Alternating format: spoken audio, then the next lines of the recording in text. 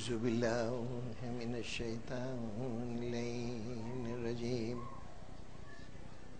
بسم الله الرحمن الرحيم الحمد لله رب العالمين الصلاة والسلام على أشرف الأنبياء والمرسلين وعلى آله وعترته وأهل بيته الطيبين الطاهرين المعصومين صلوات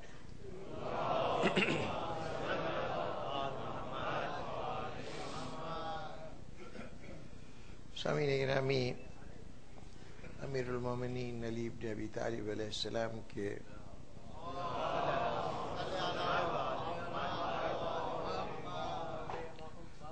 دور امامت کے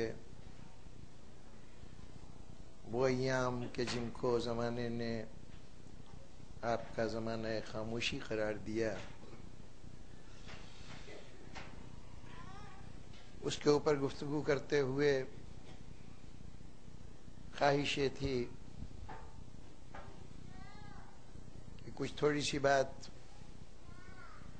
قرآن مجید کے سلسلے میں آپ کی خدمات کا حوالہ دے کر بات کو آگے بڑھایا جائے، لیکن گزشتہ روز اس موضوع کو چھیڑنے کے بعد اندازہ ہوا کہ متعدد سوالات ذہنوں میں موجود ہیں، اور جو میں نے عرض کیا تھا کہ اس عنوان سے مسلمانوں نے اتنی گرد اڑائی ہے کہ اب پوری ملت ایک طرح کے کنفیوژن کا شکار ہے۔ یہ طے ہی نہیں ہو سکا کہ آج جو قرآن مجید موجود ہے اس کے ہم تک پہنچنے کے وسائل کیا ہیں اور کن ہاتھوں سے گزر کے یہ پہنچا۔ اتنا کچھ کہا گیا قرآن کے جمع کرنے کے متعلق ہمارے بھائیوں کی طرف سے کہ باقاعدہ آج دنیا کے مختلف حصوں میں جہاں خیر سے اسلامی حکومتیں ہیں، وہاں قرآن مجید کے ایسے نسخے ملتے ہیں، اس کو صحیفہ عثمانی قرار دیا گیا، نام کے طور پر لکھا ہوا ہے کہ یہ وہ صحیفہ ہے، وہ قرآن ہے جسے حضرت عثمان نے جمع کیا ہے۔ اب ظاہر ہے کہ جب غیر معصوم ہستیوں سے قرآن کو نسبت دی جائے گی اور مسلسل شور یہ ہوگا کہ رسول اللہ اس کو بکھرا ہوا چھوڑ گئے تھے، بخاری صحیح بخاری میں امام محمد ابن اسماعیل بخاری وہ کہیں گے کہ یہ الگ الگ ہڈیوں کے ٹکڑے پر، درختوں کے پتے پر، چھال پر، کاغذ پر اور ذہنوں میں دو دو چار چار آیتیں بکھری ہوئی تھیں۔ خدا بھلا کرے ان نیک لوگوں کا جنہوں نے بڑی محنت کی اور یہ کتاب کی صورت میں جمع ہوا۔ تو جب اس انداز سے جمع کرنے کی داستان سنائی جائے گی اور اس کے ساتھ ساتھ یہ باتیں بھی سنائی جائیں گی کہ قرآن مجید کبھی حیوانوں کی غذا بنا، کبھی چولہے کا ایندھن بنا، نذر آتش کیا گیا، تو اب سننے والے اسی نتیجے پہ پہنچیں گے کہ یہ قرآن، اس کے اندر یقیناً بہت کچھ کم ہو گیا ہوگا۔ حسن عقیدت سے چاہے وہ یہ نہ مانے کہ اس میں کچھ اضافہ ہوا ہے، لیکن کمی کے تصور کو دور کرنا بڑا مشکل کام تھا۔ جب حضرت عائشہ یہ فرما رہی ہوں کہ سورہ فرقان جو آج 71 آیات کی سورہ ہے، ان کا کہنا ہے کہ یہ سورہ بقرہ جس میں 350 سوریں ہیں، اس کے برابر اس کی صورتیں، اس کی 350 آیتیں ہیں، تو کہا گیا کہ اس کے برابر سورہ فرقان لمبی تھی، اب صرف اتنی رہ گئی ہے۔ حضرت عمر فرمائے کہ ایک آیہ رجم ہوا کرتی تھی اور وہ چند الفاظ بھی ادا کرتے تھے کہ ہم یہ پڑھا کرتے تھے آیات رسالت میں، آج کے قرآن میں ہمیں یہ نہیں ملتا۔ یہ حضرت عمر فرما رہے ہیں۔ اور کئی صحابہ سے منسوب اس قسم کی باتیں ہوں کہ سورہ احزاب بھی سورہ بقرہ کے برابر تھی، وہ بھی آج بڑی مختصر رہ گئی ہے۔ یہ طرح طرح کی باتیں اس گروہ سے ہو رہی ہیں جس کے سامنے قرآن مجید پہلی یعنی نازل ہو رہا ہے۔ ان سے زیادہ معتبر اور کون ہو سکتا ہے قرآن کے مطابق بات کرنے والا؟ اگر وہ کہہ رہے ہیں کہ آج قرآن مکمل نہیں ہے، اس کے بہت سے اجزاء کم ہو گئے ہیں، تو بعد میں آنے والے اگلی نسلوں کے لیے تو اس بات کی گنجائش تھی کہ وہ شبہ کریں کہ اس قرآن میں کچھ کمی زیادتی ضرور ہوئی ہے۔ دنیا نے جو کہا سو کہا، لیکن ہمیں بھی اس نوعیت کی غلط فہمیاں عوامی سطح پہ ہوتی رہیں، اور وہ غلط فہمیاں آج بھی باقی ہیں۔ تو اب بنیادی بات یہ ہے کہ ہمیں قرآن مجید کے متعلق سب سے پہلے خود قرآن کی روشنی میں، ائمہ کی تعلیمات کی روشنی میں، اور اپنے عقل کی روشنی میں پہلے یہ طے کرنا ہے کہ قرآن محفوظ ہے یا نہیں ہے۔ اور جب یہ طے ہو جائے، اگر آپ کے سامنے کوئی روایت آئے کہ فلاں شخص یہ کہہ رہا ہے کہ قرآن میں کمی ہو گئی ہے، فلاں مفسر نے یہ کہا ہے کہ قرآن میں کمی ہو گئی ہے، فلاں راوی یہ کہہ رہا ہے کہ فلاں امام نے یہ فرمایا ہے کہ قرآن میں کمی ہو گئی ہے، تو ایسے تمام موقع پر اپنے اس عقیدے اور نظریے کو ذہن میں رکھیے جس تک آپ پہنچے ہیں، اور پھر اس کے بعد جو کچھ بھی سامنے آتا ہے اس کی توجیہ کرنے کی کوشش کیجئے، اس کو سمجھنے کی کوشش کیجئے، اس کو مان کر دوبارہ پھر اس غلط مقام پر نہ پہنچ جائیں ہم لوگ کہ جہاں سے ہم نے اپنی تلاش کا آغاز کیا تھا۔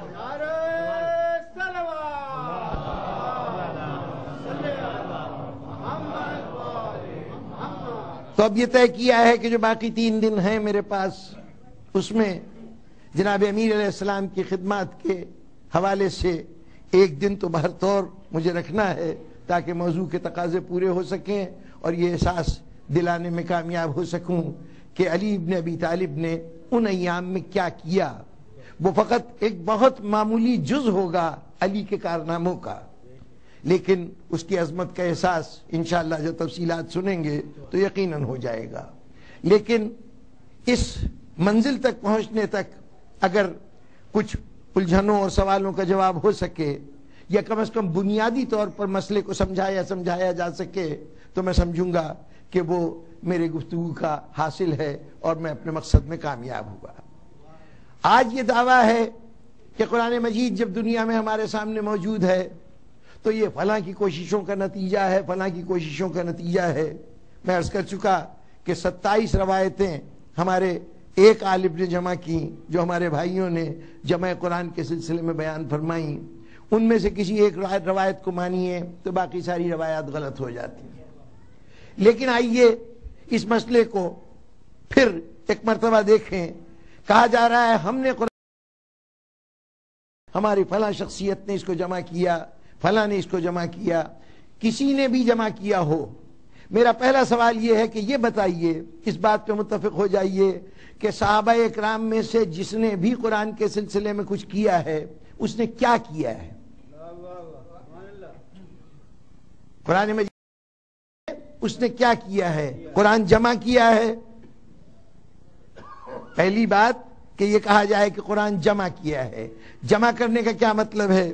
قرآن مجید کی آیتیں مختلف لوگوں کے پاس تھیں، 2 آیت ان کے پاس، 2 ان کے پاس، 4 ان کے پاس، 5 ان کے پاس، ان کو جمع کیا ہے۔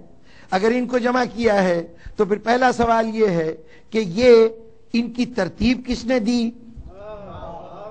ان کو صورتوں میں کس نے ڈھالا؟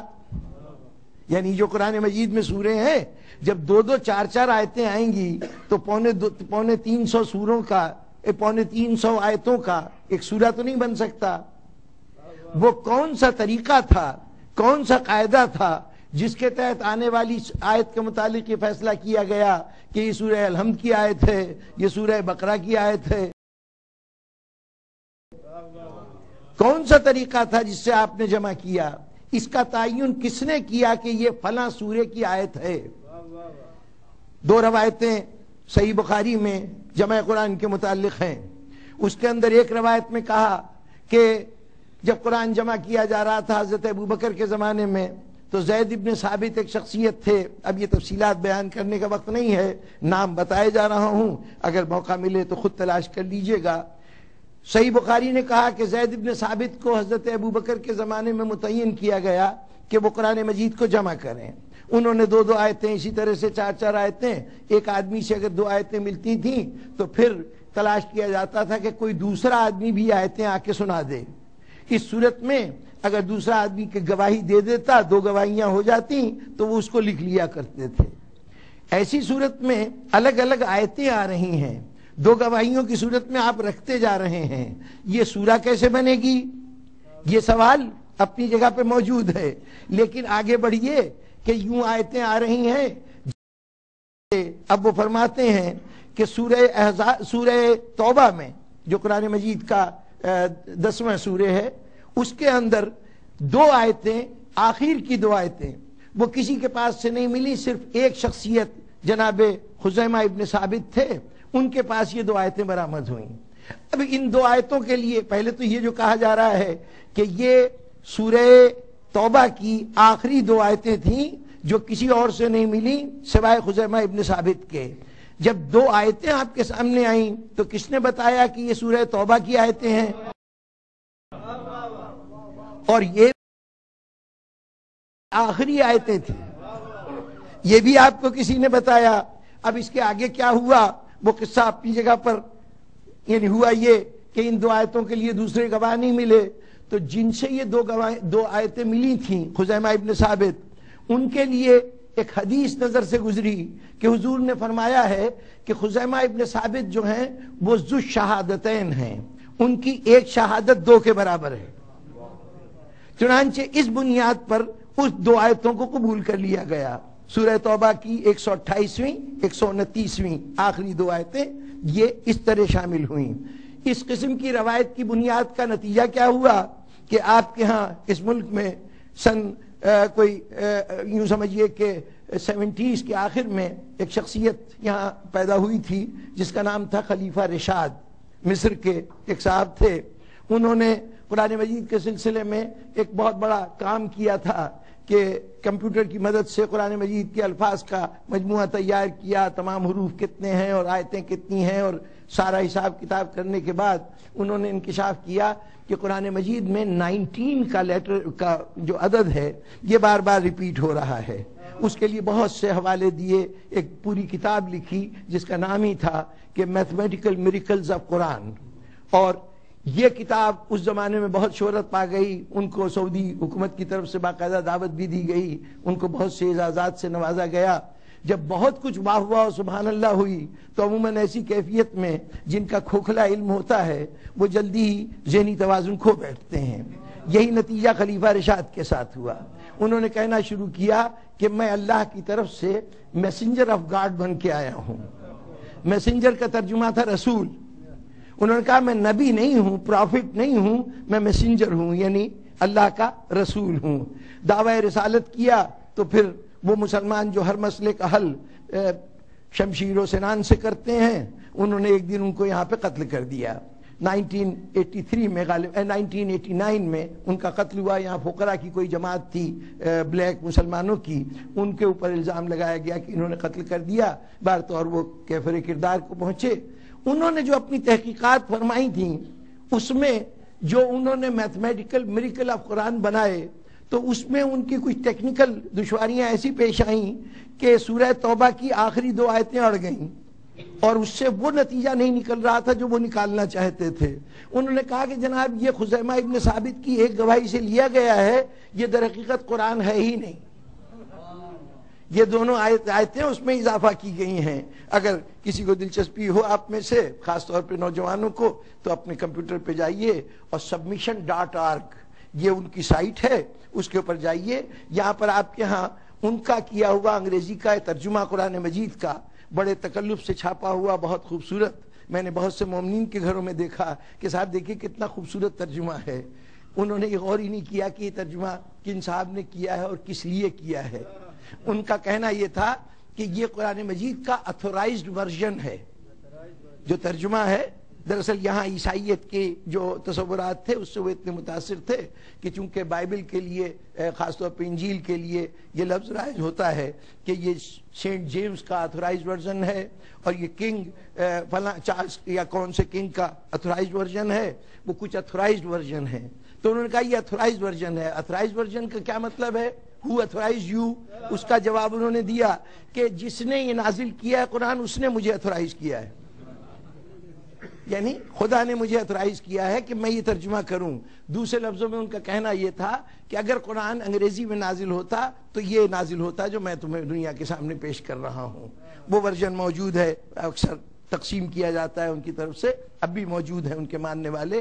ترکی میں بھی کچھ افراد نے ان کی بات پہ لبیک کہا، انہوں نے حدیث کا بالکل انکار کیا۔ ایک بنیادی بات تھی، دوسری بات یہ کہ قرآن کے متعلق انہوں نے کہا کہ یہ 2 آیتیں اضافہ ہیں، یہ قرآن نہیں ہے۔ یہ خیال جو اس نے ظاہر کیا آپ کی اس روایت کی بنیاد پر کہ آپ نے کہا جی صرف ایک گواہی پر قرآن میں یہ دونوں آیتیں شامل کی گئیں۔ بخاری کی ایک روایت، اس کے بعد پھر فوراً بعد میں انہی زید بن ثابت کے صاحبزادے سے ایک اور روایت بیان کرتے ہیں کہ جب حضرت عثمان کے زمانے میں قرآن جمع ہونے لگا تو جو کمیشن اس وقت بٹھایا گیا تھا اس کمیشن میں یہ زید بن ثابت کو پھر اس میں بھی شامل کیا گیا۔ اس وقت فیصلہ ہوا کہ جو حضرت ابو بکر کے زمانے میں قرآن جمع کیا گیا ہے وہ حضرت حفصہ کے پاس، جناب حضرت عمر کی صاحبزادی کے پاس، ام المومنین حضرت حفصہ کے پاس وہ قرآن محفوظ ہے، تو اسے وہاں سے منگا لاؤ۔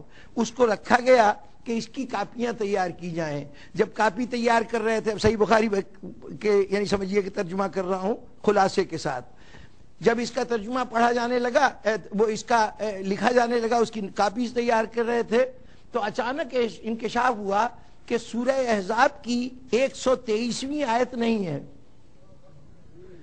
حضرت عثمان کا زمانہ آ چکا ہے، حضور کو تقریباً 20-22 سال گزر چکے ہیں دنیا سے گئے ہوئے۔ جس قرآن کو حضرت ابو بکر کے کے دور میں بڑے اہتمام سے لکھا گیا تھا، اس وقت اس میں 2 آیتیں کم تھیں سورہ توبہ کی، وہ تو شامل کر لی گئیں۔ اب پھر معلوم ہوا 20 سال کے بعد کہ اس قرآن کے اندر جو تیار ہوا تھا اس میں بھی ابھی سورہ احزاب کی اب دوسرا سورہ ہے، اس کی درمیان کی ایک آیت 123ویں آیت وہ مسنگ ہے۔ چنانچہ پھر اس کی تلاش ہوئی، 22 سال بعد تلاش ہوئی اور یہ آیت کہیں سے نہیں ملی سوائے خزیمہ ابن ثابت کے۔ وہی جن کے پاس پہلے ملی تھی انہی کے پاس اب کی ملی، نہیں آیا تو پھر وہی حدیث کام آئی کہ ان کی یہ ایک شہادت 2 شہادتوں کے برابر ہے، اس لیے ہم نے اس کو شامل کر لیا ہے۔ اب مجھے بخاری کی ان دونوں روایتوں پر کوئی بحث نہیں ہے، میں صرف یہ پوچھتا ہوں کہ یہ کیسے پتا چلا کہ سورہ توبہ کی 2 آیتیں مسنگ ہیں جو آخری 2 آیتیں تھیں، اور سورہ احزاب کی ایک آیت مسنگ ہے جو 123ویں آیت تھی۔ الگ الگ آیتیں آ رہی ہیں نا، جمع کرنے والا جمع کر رہا ہے۔ اگر اس کو ترتیب اس نے دیا ہے، جمع کرنے والے نے ترتیب دی ہے، تو اس کو کیسے معلوم ہے کہ یہ فلاں سورے کی فلاں نمبر کی آیت تھی؟ اس کا مطلب ہے یہ پہلے سے طے تھا کہ ہر سورے کی مجموعی آیتیں کون کون سی ہیں اور اس میں سے پہلی کون سی ہے اور 123ویں کون سی ہے اور آخری کون سی ہے۔ جب یہ پہلے سے معین تھا تو یہ کس نے کیا تھا؟ یہ بات کس نے کی تھی؟ تم تو جمع کر رہے ہو نا، تو تمہیں پتہ چل رہا ہے کہ یہ آیت فلاں سورے کی ہے اور اس کو اس مقام پہ ہونا چاہیے؟ یہ اسی صورت میں ممکن ہے نا کہ تمہارے جمع کرنے کی کسی بھی مہم سے پہلے یہ آیتیں یہ سورے ترتیب دیے جا چکے تھے، اور اگر تم کہو کہ یہ ترتیب تم نے دی ہے تو قرآن فوراً کہے گا کہ تم کیا سمجھتے ہو کہ قرآن کا یونٹ آیتیں ہیں؟ قرآن آیتوں سے مل کے نہیں بنا، قرآن آیتوں سے مل کے نہیں بنا، قرآن کا یونٹ ہے سورہ۔ ابھی مکے میں بات ہو رہی ہے کفار سے، قرآن نازل ہو رہا ہے، کفار کہہ رہے ہیں کہ یہ رسول خود اپنے طور پر بنا دیتے ہیں، یہ اپنے طور پر یہ جملے ہم تک پہنچا دیتے ہیں۔ تو اب قرآن مجید نے کہا کہ ذرا ان سے کہو ان مما نزلنا علی عبدنا فاتو بسورۃ من مثلہ ودو شہداکم ان کنتم صادقین، اگر تم شک کرتے ہو کہ یہ جو کچھ ہے یہ اللہ کی طرف سے نہیں ہے تو جاؤ اپنے سارے مددگاروں کو بلا کے لاؤ اور سب مل کر اس کی ایک سورے کا جواب دو۔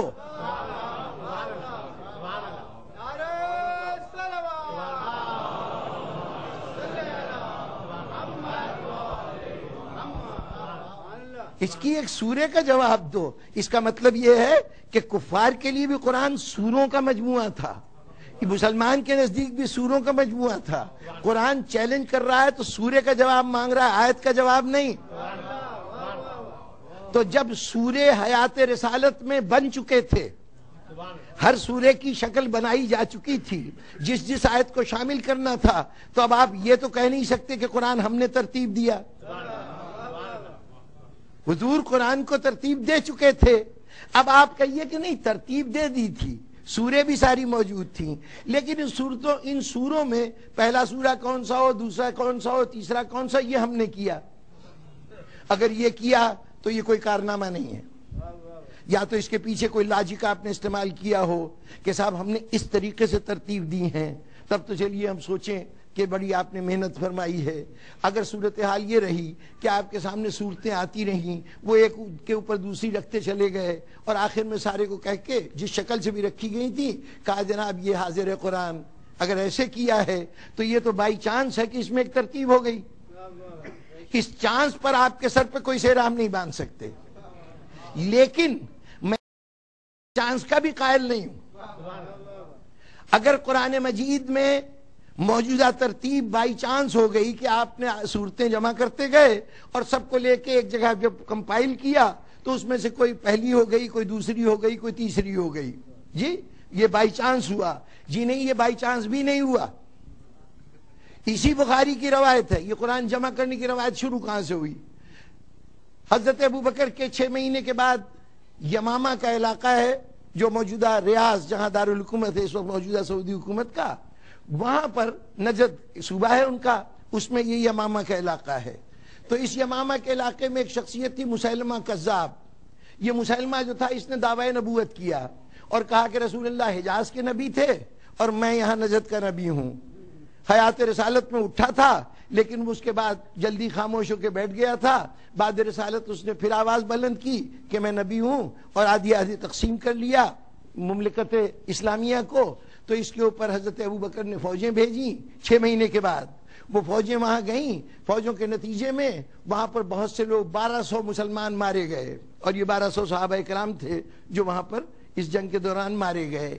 ان 1200 افراد میں کہا جاتا ہے کہ 40 سے لے کے کہا گیا کہ 700 وہ صحابی تھے جو حافظ قرآن تھے۔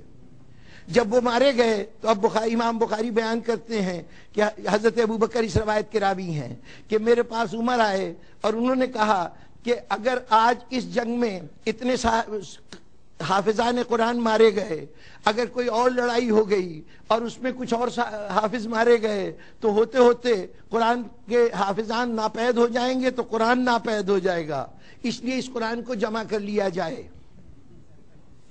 یہ بیسک ریزن بتایا گیا کہ چونکہ حافظ ختم ہو رہے ہیں، اگر حافظ ختم ہو گئے تو پھر قرآن نہیں بچے گا۔ اب یہ ایک الگ بحث ہے کہ کیا حافظ قرآن کا محافظ ہو سکتا ہے؟ کیا کروں کہ مختصر سے وقت میں مجھے باتیں کرنی ہے، ورنہ ایک ایک مقام ہے رکنے والا، کہ حافظ کا قرآن کی حفاظت سے کوئی تعلق نہیں، لیکن جس حوالے سے میں بات کر رہا ہوں اصل وجہ قرآن جمع کرنے کی یہ قرار پائی کہ اگر حافظ مارے گئے تو قرآن نہیں بچے گا۔ اچھا جناب، قرآن ابھی جمع نہیں ہے، قرآن جمع نہیں ہے، فکر یہ ہو رہی ہے کہ حافظ مارے گئے تو قرآن کیسے جمع ہوگا، قرآن کیسے باقی بچے گا؟ جناب والا، اگر قرآن اس سے پہلے جمع نہیں تھا تو یہ حافظ کس چیز کے حافظ تھے؟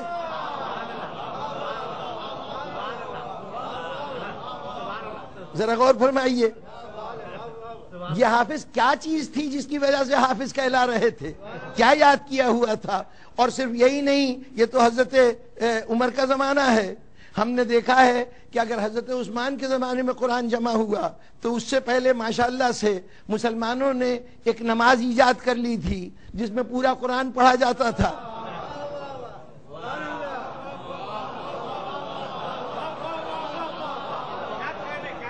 بھائی قرآن تو تھا ہی نہیں.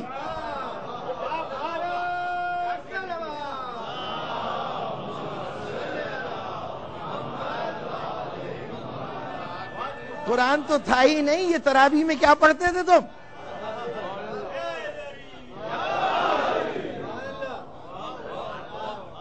اس حافظ کا وجود جو خاص طور پہ حضرت عمر نے ارشاد فرمایا کہ یہ حافظ دنیا سے اگر ختم ہو گئے تو قرآن باقی نہیں بچے گا.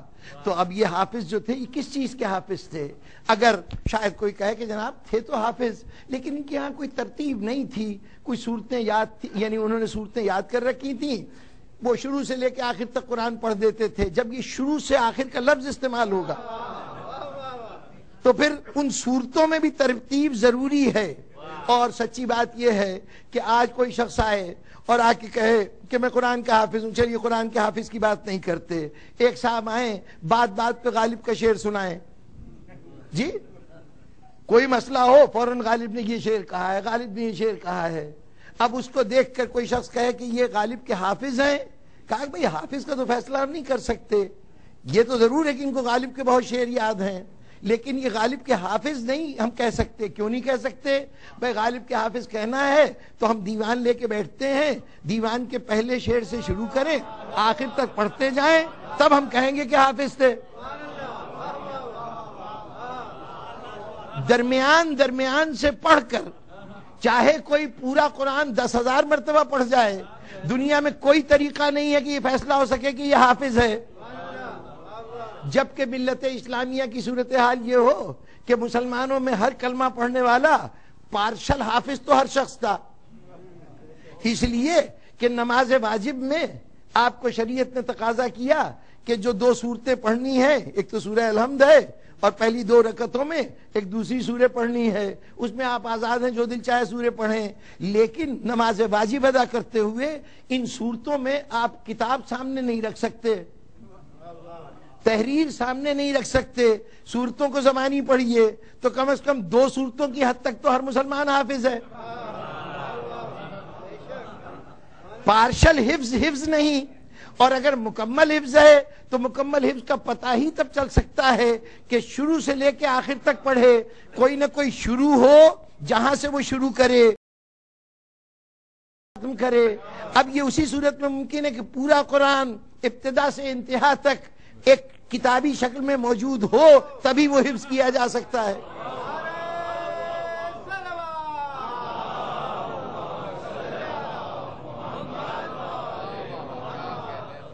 اب آپ نے آیتوں کو ترتیب دے کے سورہ نہیں بنایا. قرآن پہلے کہہ چکا ہے کہ سورہ موجود ہے. آپ نے سوروں کو ترتیب دے کر قرآن نہیں بنایا، حافظ پہلے سے موجود ہے. پھر آپ نے کیا کیا؟ مسئلہ اپنی جگہ، وہی بنیادی سوال. آپ نے کیا کیا؟ انہوں نے کہا، اب جو جدید دور کے لوگوں ہیں انہوں نے کہنا شروع کیا کہ قرآن تو حضرت ابوبکر نے جمع کیا تھا، بعد میں حضرت عثمان نے ملت کو ایک قرت پہ جمع کیا، ایک قرت پہ جمع کیا. آج تک اس بات کی سمجھ میں نے بہت کوشش کی، بڑے علماء سے پوچھا کہ اس کا مطلب کیا ہے ایک قرت پہ جمع کرنا. حضرت عثمان نے 4 افراد کی ایک کمیٹی بنائی کہ قرآن مجید کو لکھو. اچھا اب جب لکھ رہے ہیں، قرت کیا چیز ہے؟ جب ہم زبان سے ادا کر رہے ہیں، ابھی گفتگو ہو رہی تھی کہ قاف کا لفظ ہے، ہمارے حیدرآبادی حضرات جب قاف کا لفظ ادا کرتے ہیں تو ان کے منہ سے خے کی آواز نکلتی ہے. یہ ان کی فطری یعنی ساخت کا نتیجہ ہے. یہی قاف ہمارے پنجاب والے کہیں گے تو وہ اقبال یعنی ایک بال اور علامہ اقبال میں فرق نہیں کر سکیں گے.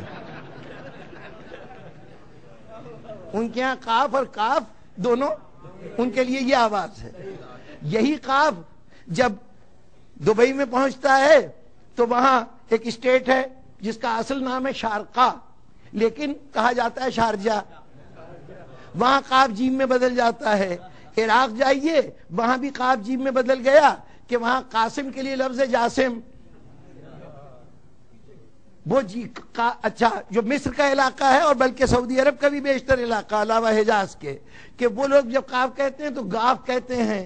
یہ جو قہوہ ملتا ہے ان کے یہاں گاہوا بن جاتا ہے. جی ایک ہی لفظ ہے، مختلف علاقوں کے لوگ اس لفظ کا تلفظ اپنے انداز سے ادا کرتے ہیں. حضرت بلال اذان دیا کرتے تھے تو فصحائے عرب کو یہ شکایت تھی کہ یہ شین نہیں ادا کر سکتے. اشہد ان کہنے کے بجائے اشہد ان سین کہا کرتے تھے. ایسے لوگ اب بھی مل جاتے ہیں. میں اتفاق سے ایک شخص ہمارے یہاں کپڑے دھونے کا کام کیا کرتا تھا. ایک دن وہ چونکہ گھر سے آ کے کپڑے لے جاتے تھے اور دھو کے دیتے تھے. اب تو یہ انسٹیٹیوشن ختم ہو گیا. جب ہوا کرتا تھا اس وقت کی بات ہے کہ وہ آیا، پوچھا بھائی بہت دن ہو گئے تم کپڑے لے کے گئے تھے آئے نہیں. کہنے لگا کیا کروں، ایک تو سب برات آ گئی، اوپر سے رشتہ داروں کی شادیاں آ گئیں، پھر بارشیں شروع ہو گئی. اب یہ الفاظ ادا نہ کر سکنا، لب و لہجے پہ قابو نہ پانا. تقریباً ہم جتنے حضرات بیٹھے ہیں ہم غالباً توئے اور تے میں آسانی سے فرق نہ کر سکیں. زال، زواد، زے، ان کے اندر فرق کرنا ہمارے لیے مشکل ہوگا. وہ عرب حضرات ہی ہیں کہ زواد کا صحیح تلفظ ادا کرتے ہیں، زے ادا کرتے ہیں تو سمجھنے والوں کی سمجھ میں آ جاتا ہے. بڑی مشکل سے ہم نے ہے کو حلق سے نکالنا سیکھا ہے. یعنی ہائے وہ ایک ہاتھی والا ہے اور ایک حلوے والا ہے، تو حلوے والا حلق کی گہرائی سے نکلتا ہے، وہ نکالنا مشکل ہے. غرض یہ کہ لفظوں کی ادائیگی میں مختلف علاقوں کے لوگوں کو مختلف آوازیں نکالنے کی، چونکہ فطرت میں یعنی ان کے ماحول میں وہ آواز مانوس نہیں ہوتی، اس لیے انہوں نے وہ آواز سیکھی نہیں ہوتی، اس لیے ممکن ہے کہ وہ ادائیگی میں ان کا لہجہ بدل جائے. اچھا اب اگر قرت سے مراد یہ ہے کہ لفظوں کو اس طرح ادا کیا جائے جیسے اہل عرب کرتے ہیں، تو جناب اس کے لیے آپ کو چاہیے یہ تھا کہ 4 آدمی یا 10 آدمی یا 20 آدمی ایسے تیار کرتے کہ جو قاف کو صحیح مخرج سے نکال سکیں، سواد کا صحیح انداز سے ادائیگی کر سکیں، زال و زوئے میں فرق کر سکیں. ان سے کہتے کہ آپ ہر شہر میں چلے جائیے، وہاں قرت کر کر کے ان کو بتائیے کہ صحیح قرت کیا ہے. مجھے بتائیے کہ یہ جو کاتبوں کی جماعت بٹھائی گئی ہے یہ قرت کیسے ٹھیک کریں گے؟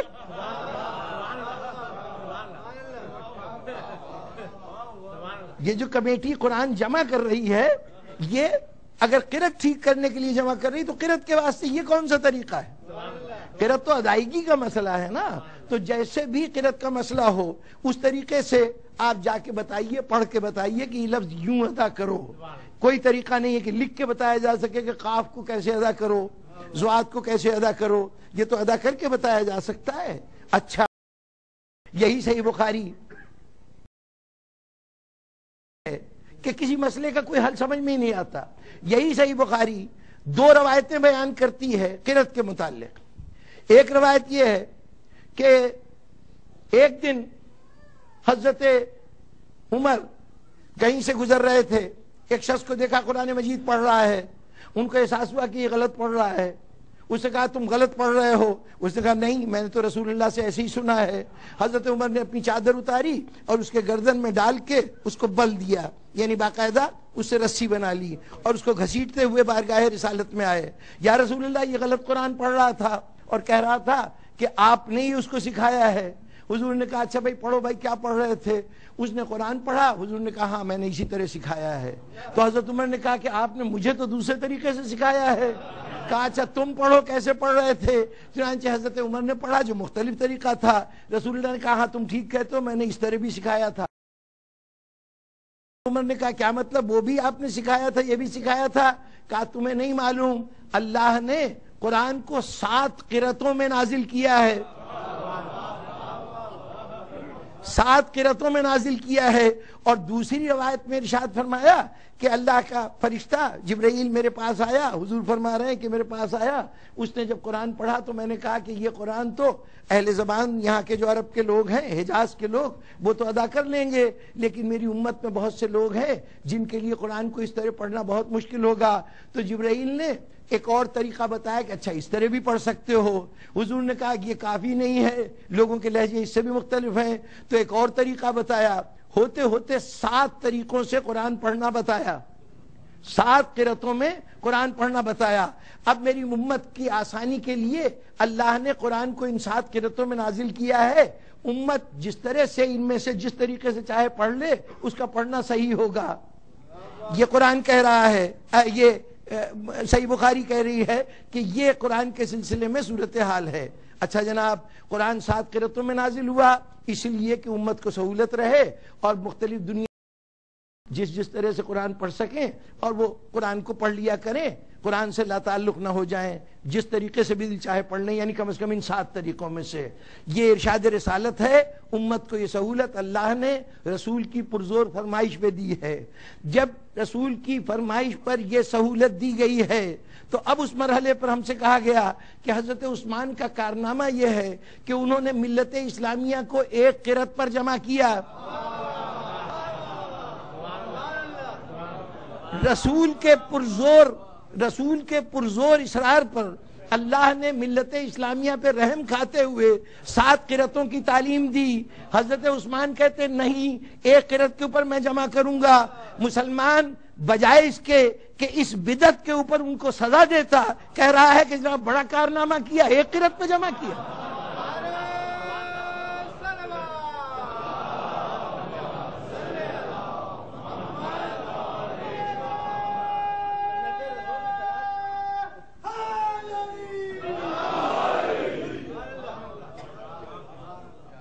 نہ جناب والا جمع کرنا سمجھ میں آیا آیتوں کا سورے میں، نہ سوروں کو ترتیب دینا سمجھ میں آیا، نہ قرأتوں پہ جمع کرنا سمجھ میں آیا. قرأتوں کے معاملے میں یعنی قرأتوں پہ جمع کیا، یہ اتنا بڑا کارنامہ تھا کہ مولا کائنات سے ایک حدیث بیان کی، یعنی مولا کائنات کی ایک روایت بیان کی گئی کہ آپ نے کہا خدا بھلا کرے عثمان کا کہ انہوں نے وہ کام کر دیا کہ اگر مجھے موقع ملتا تو میں کرتا، لیکن یہ پہلے کر گئے کہ ملت کو ایک قرأت پہ جمع کر دیا. جب تم کہہ رہے ہو کہ اللہ کے رسول نے 7 قرأتیں فراہم کی تھی مسلمانوں کی سہولت کے لیے، تو ایک قرأت پہ جمع کرنا مسلمانوں پہ ظلم ہے یا تمہاری طرف سے کوئی کار خیر ہے؟ یہ قرأت کا جمع ہونا قرآن پہ ہم نے جمع کر دیا، قرآن کی ترتیب پہ ہم نے جمع کر دیا، قرآن کی قرأت پہ ہم نے جمع کر دیا. دعویٰ جناب والا، چلیے یہ قرآن تو ایک ایسی چیز ہے کہ اللہ نے کہا تھا کہ ہم نے نازل کیا، ہم خود حفاظت کریں گے.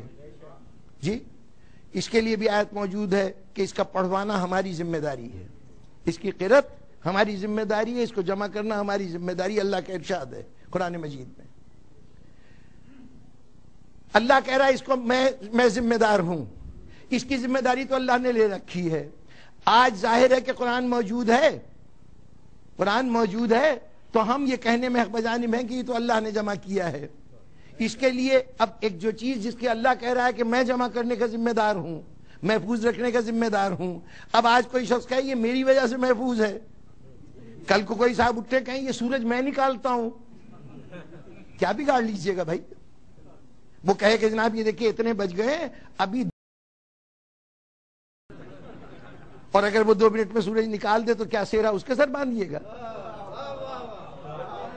جی ایک بات جسے اللہ کہہ رہا ہے یہ کام میں کرتا ہوں، یہ میں نے کیا ہے. اب چونکہ اللہ نے کہا ہے اس لیے کام ہو گیا. اب کوئی بھی اٹھے اور کہے جی قرآن میں نے محفوظ کیا ہے، تو چلیے آپ کہہ رہے ہیں قرآن آپ نے محفوظ کیا ہے، ہم سمجھے اللہ میاں نے ویسے ہی کہہ دیا، اصل میں آپ نے کیا ہوگا. لیکن ہم آپ کی اس بات کو تب مانیں گے جب آپ نے دنیا اسلام میں کسی اور چیز کو پہلے جمع کر کے دکھایا ہو. نہیں، بات واضح ہوئی. ملت کو ایک قرأت پہ ہم نے جمع کیا ہے، بہت اچھا. ملت کو کسی اور مسئلے پہ بھی تو جمع کیجئے نا. کسی ایک چھوٹے بڑے مسئلے پر آپ بتائیے کہ آپ نے ملت کو جمع کیا ہے. قرآن پر تو اللہ نے کہہ دیا ہے کہ یہ میں کر رہا ہوں، اس کو تو جو دل چاہے کہہ دے کہ یہ میں نے کیا ہے. اب اللہ میاں تردید کرنے اور آ کے اس کی زبان پکڑنے تو آئے گا نہیں، جب اس نے خدائی کا دعویٰ کرنے والوں کا کچھ نہیں بگاڑا.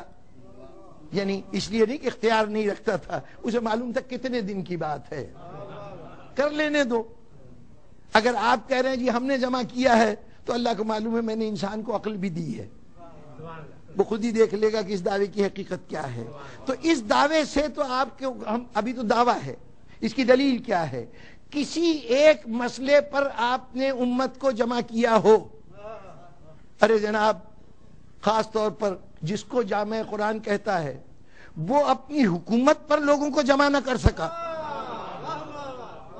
دنیا اسلام کا پہلا حکمران کہ جس کے زمانے میں عوامی بغاوت ہوئی، کسی صاحب تخت و تاج کے مقابلے میں کوئی فوجی جرنیل اٹھے اور اپنی فوج لے کے چڑھ دوڑے اور تخت پہ قبضہ کر لے، یہ تو واقعات عام طور پہ ہوتے تھے۔ لیکن یہ عوام جو بکھرے ہوئے عوام ہیں، جن کی کوئی قیادت نہیں ہوتی، کوئی لیڈرشپ نہیں ہوتی جو ان کو اس حد تک منظم کر سکے، وہ عوام انتہائی مجبوری کی حالت میں اس کیفیت میں آتے ہیں کہ کسی حکومت کے خلاف اٹھ کھڑے ہوں، اور جب کھڑے بھی ہوتے ہیں تو عموماً ان کی اس تحریک کو کچل دیا جاتا ہے۔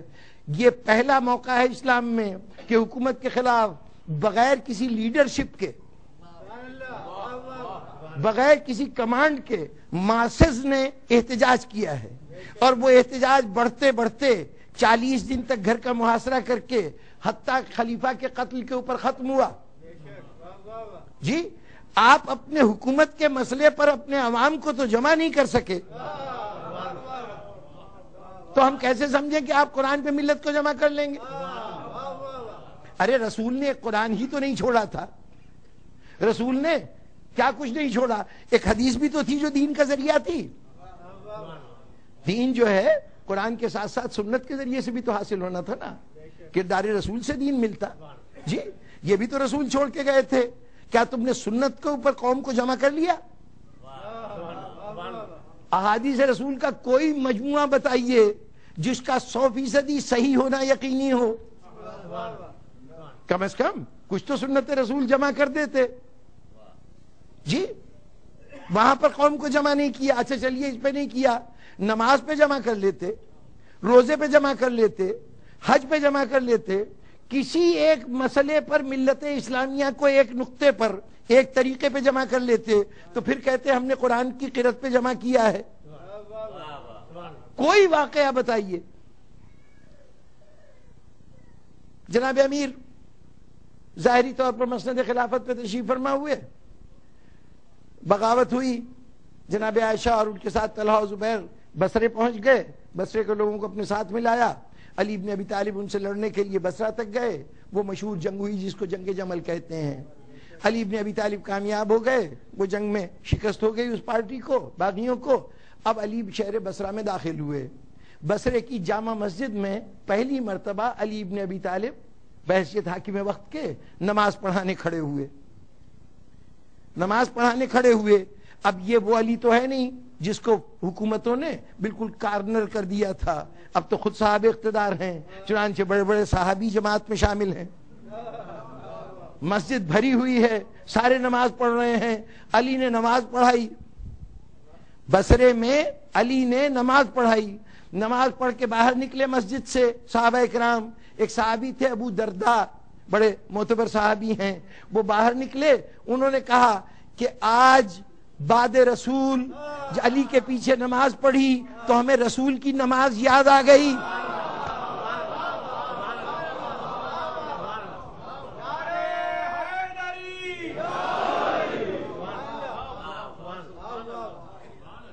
آج ہمیں رسول کی پڑھائی ہوئی نماز یاد آ گئی، یعنی گزشتہ جتنا عرصہ گزرا ہے بعد رسول، اس میں رسول کی نماز کہیں نظر نہیں آ رہی تھی۔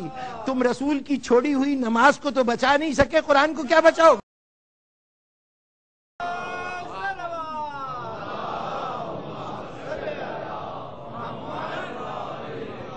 اچھا، یہ نماز کا ذکر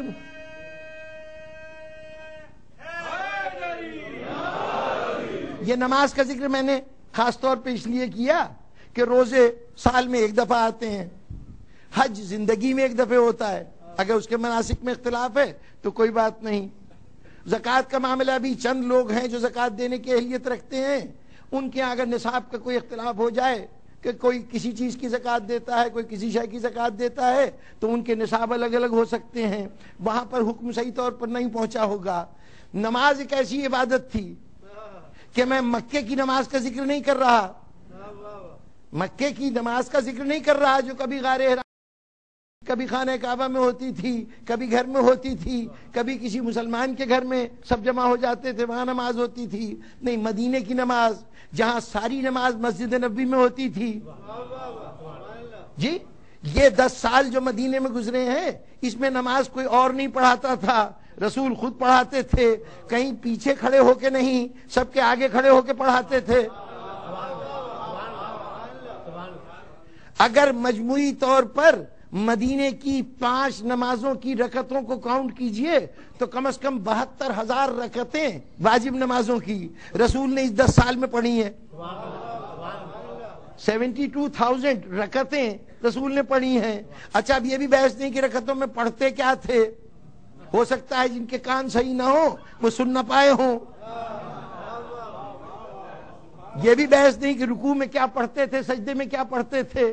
دعائے قنوت اور دوسری رکعت میں 1 دفعہ پڑھی جاتی ہے، ہو سکتا ہے اس کے الفاظ سمجھ میں نہ آئے ہوں، کیا پڑھتے ہیں، دھوکہ ہو سکتا ہے۔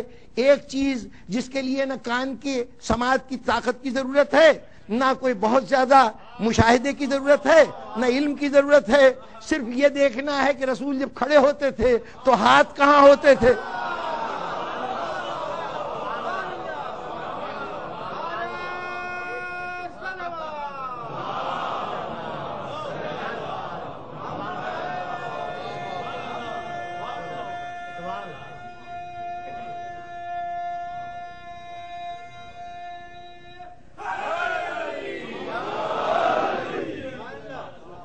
بہتر 72,000 مرتبہ 72,000 مرتبہ رسول کو کھڑے ہوئے دیکھا، نماز پڑھتے ہوئے دیکھا۔ اور مسلمان کی آج کیا کیفیت ہے، آپ جو کچھ کرتے ہیں اس کی بات نہیں ہے، ہمارے بھائیوں کے ہاں 19 مختلف میتھڈ ہیں صرف اس ہاتھ کی پوزیشن کے متعلق۔ ہاتھ کو ناف کے نیچے باندھیں، ہاتھ کو ناف کے اوپر باندھیں، ہاتھ کو سینے پہ باندھیں، ہاتھ کو جہاں کاندھوں کے اوپر رکھیں، یہ بھی ایک گروہ ہے۔ ہاتھ داہنے ہاتھ کو بائیں پہ رکھیں، بائیں کو ہاتھ داہنے پہ رکھیں، کس وقت ہاتھ باندھیں کس وقت کھولیں، جب رکوع سے اٹھیں تو فوراً ہاتھ باندھ لیں پھر سجدے میں جائیں یا ہاتھ کھول کے جائیں۔ غرض 19 مختلف ڈفرینسز ہیں، 19 ڈفرینسز ہیں اس مسئلے پہ کہ ہاتھ کی پوزیشن کیا ہو۔ جس کو وہ چیز جو 72,000 مرتبہ رسول نے بتائی ہے، سامنے کھڑے ہو کے دکھائی ہے، جو اس کے اوپر ملت کو جمع نہ کر سکا، اگر وہ غدیر کے ایک خطبے کو بھول جائے تو ہمیں حیرت نہیں ہوتی۔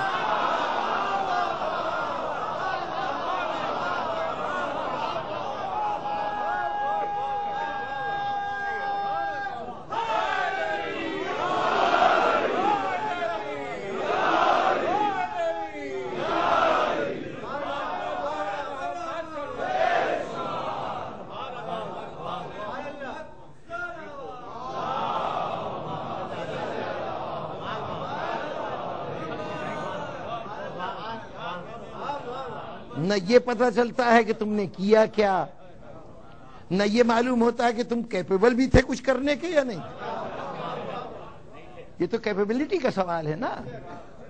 قرآن جیسی چیز پر یہ کہنا کہ ہم نے قوم کو جمع کر لیا، 4 عدد جو حضرت عثمان کے زمانے میں بڑا کار، حضرت ابوبکر کے زمانے میں جو قرآن لکھا گیا، اس قرآن کی پوزیشن یہ تھی کہ حضرت ابوبکر کے زمانے میں لکھا گیا، حضرت عمر کو منتقل ہوا حضرت ابوبکر سے، اور حضرت عمر نے دنیا سے جاتے ہوئے اپنی بیٹی حضرت حفصہ کو دیا، ان کے پاس سے ہی حضرت عثمان کے دور میں آیا، اس کی کاپیاں تیار کی گئیں۔ اس وقت پتہ چلا کہ اس میں سورہ احزاب کی 123 آیت جو ہے وہ موجود نہیں ہے، وہ چلیے 2 گواہیوں کے بجائے 1 گواہی سے ہی اس کو انٹر کیا گیا، تب جا کے یہ قرآن مکمل ہوا۔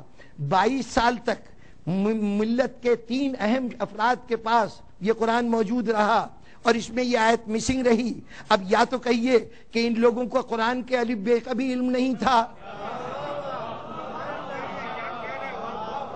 اور یا یہ مانیے کہ انہوں نے کبھی اس قرآن کو کھول کے دیکھا ہی نہیں۔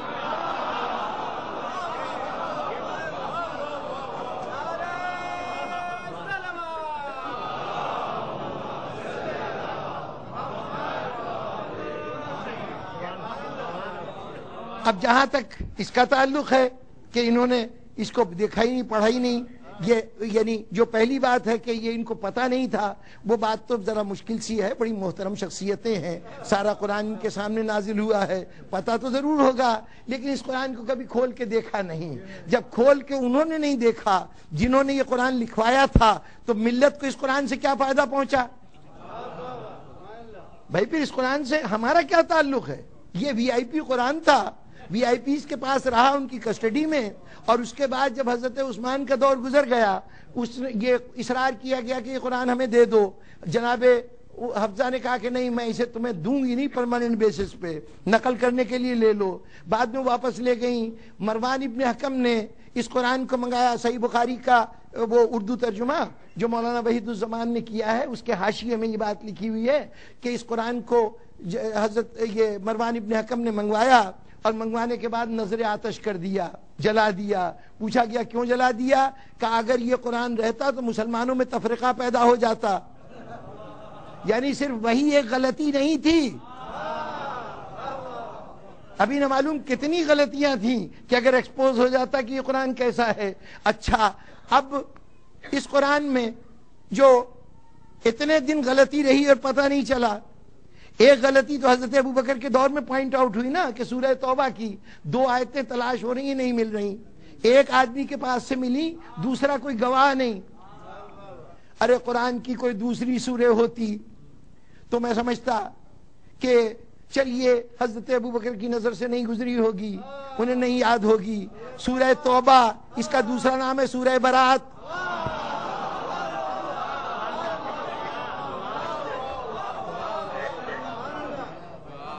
یہ سورہ برات حضرت ابوبکر کو دی گئی تھی کہ اسے لے جاؤ اور جا کے مکے والوں کو سناؤ۔ ابھی مکے تک نہیں پہنچنے پائے تھے کہ اس کے بعد حضرت علی پہنچے اور انہوں نے کہا کہ سورہ برات مجھے دے دو۔ کیوں دے دو؟ رسول نے کہا ہے کہ یہ تم سناؤ گے، حضرت ابوبکر نہیں سنائیں گے۔ حضرت ابوبکر واپس مدینے آئے، شکایت کی، یا رسول اللہ کیا میرے خلاف کوئی قرآن کی آیت نازل ہوئی ہے؟ کہا تمہارے خلاف نازل نہیں آئی ہوئی، مجھے حکم آیا ہے کہ یہ قرآن تم پہنچاؤ یا وہ پہنچائے جو تم میں سے ہو۔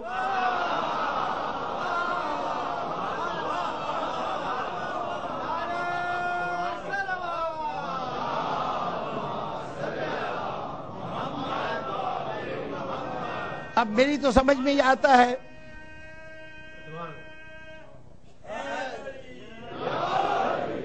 میں تو سمجھتا ہوں کہ یہ جو سورہ وڈرا کر لی گئی حضرت ابوبکر سے، اس کی اب وہ ستار العیوب ہے، عیبوں پہ پردہ ڈالنے والا، اس کا نبی رحمت للعالمین ہے، بجائے اس کے کہ کوئی ان کی کمزوری کی نشاندہی کرتا، اس نے کہا مجھے اللہ کا حکم ہوا ہے کہ اپنے کسی آدمی کو دے دو۔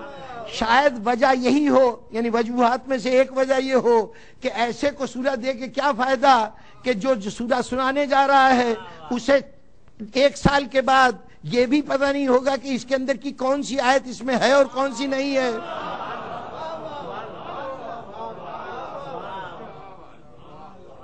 جناب والا، عجیب و غریب کہانیاں ہیں، اور ان کہانیوں کی بنیاد پر ہم یہ سمجھتے ہیں کہ شاید انہوں نے یہ کارنامہ انہوں نے سر انجام دیا ہے، اس لیے ہمیں بھی اس کارنامے میں کیڑے پڑے ہوئے نظر آتے ہیں۔ یہ یاد رکھیے کہ جنہوں نے قرآن مجید کو یہ کہہ کے لیا کہ ہمیں رسول کے قول کی ضرورت نہیں، ہمیں رسول نے اگر قرآن کے ساتھ کچھ اور دیا ہے اس کو لینے کی ضرورت نہیں، ہمارے لیے کتاب خدا کافی ہے، انہوں نے جب کتاب خدا کو لیا تھا تو وہ یہ سمجھ رہے تھے کہ شاید اس کو لے لیں تو یہ تنہا کافی ہے۔ قرآن کو اگر اہل بیت سے جمع کر دیا جائے تو وہ قرآن محض آوازوں کا مجموعہ ہے اور کچھ نہیں۔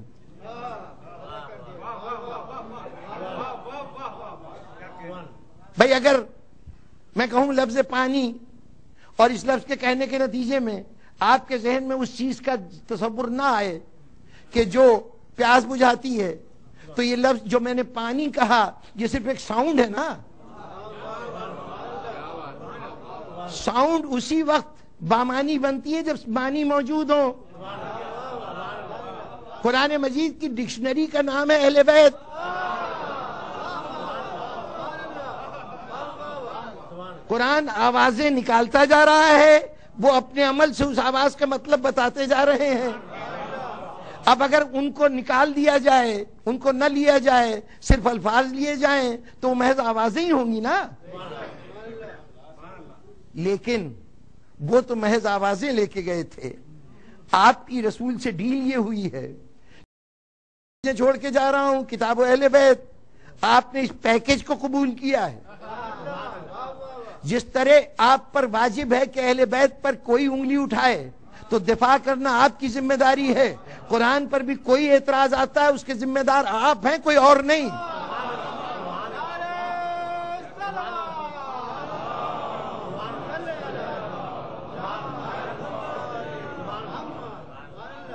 میں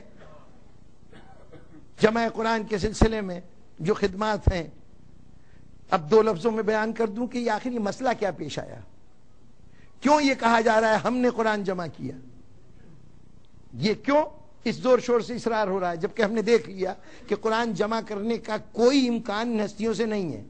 پھر یہ قصہ کیا تھا؟ حضرت ابوبکر کے زمانے میں جمع ہوا، حضرت عثمان کے زمانے میں جمع ہوا، ایک روایت کے مطابق حضرت عمر کے زمانے میں جمع ہوا. پھر کس طرح جمع ہوا؟ وہ حضرت ابوبکر نے زید ابن ثابت کو متعین کیا، زید ابن ثابت کے ساتھ دوسری روایت ہے کہ حضرت عمر کو متعین کیا، دونوں نے بیٹھ کے قرآن جمع کیا. حضرت عثمان نے 4 آدمیوں کی کمیٹی بنائی، 5 آدمیوں کی کمیٹی بنائی، سنگل ہینڈڈلی ایک آدمی کے سپرد کیا. کئی روایتیں ہیں. ان سب روایتوں کی آخر بیان کرنے کا سبب کیا ہے؟ قصہ کیا ہے اصل؟ بس کسی لمبی بحث میں نہیں، ایک مثال عرض کر دوں. میں پاکستان سے تعلق رکھتا ہوں. پاکستان ہو یا ہندوستان ہو، دونوں جگہ صورتحال یہ ہے کہ ماشاءاللہ سے، بلکہ مسلم دنیا میں اہل بیت کی روحانیت سے بے نیاز ہونے والوں نے پھر بہت سے روحانی مراکز بنائے جن کو ہم پیر صاحبان کہتے ہیں. وہ جگہ جگہ روحانیت کے مظاہرے کرنے لگے. ہم نے ان کی دربار میں جا کے ان کی بیعت کرنی شروع کر دی. اب عہدہ ایسا ہے کہ لوگوں نے اپنے پیر کو عزت بھی دی اور ماشاءاللہ سے اس کے معاشی حالات کا بھی خیال رکھا. نظر نیاز کی صورت میں اس کی خدمت کرتے رہے. اب جس عہدے میں، جس منصب پہ عزت بھی مل رہی ہو، 4 پیسے بھی مل رہے ہوں، ہر آدمی کوشش کرے گا کہ کاش اس منصب پہ میں بیٹھا ہوں. تو اکثر پیر صاحبان جب دنیا سے گزر جاتے تھے تو ان کے مریدوں میں یہ جھگڑا ہوتا تھا کہ ان کا جانشین کون ہے. جانشین کے لیے لفظ استعمال ہوتا ہے سجادہ نشین، یعنی وہ جس مصلی پہ نماز پڑھ رہے تھے اب اس مصلی پہ کون بیٹھے گا.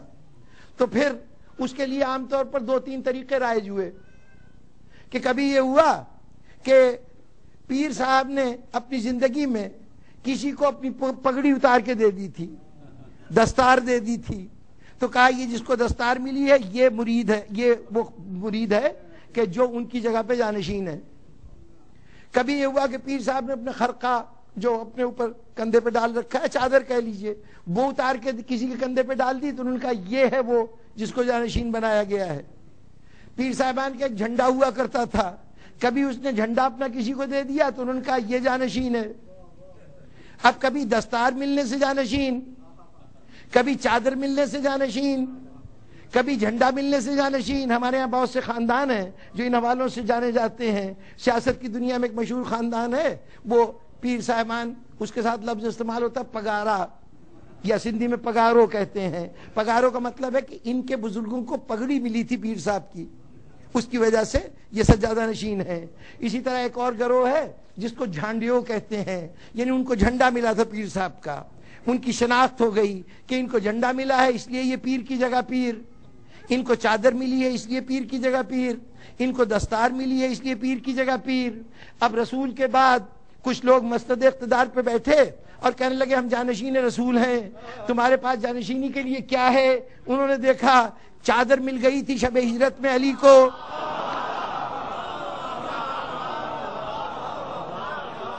چادر مل گئی تھی شب ہجرت میں علی کو، خرقہ پگڑی مل گئی تھی خیبر کے دن، علی کے سر پہ خود دستار باندھا تھا، خندق کے دن خود دستار باندھی تھی، جھنڈا مل گیا تھا خیبر کے دن، ان کے حصے میں کچھ آیا ہی نہیں تھا، کرتے کیا اپنی جانشینی کے لیے؟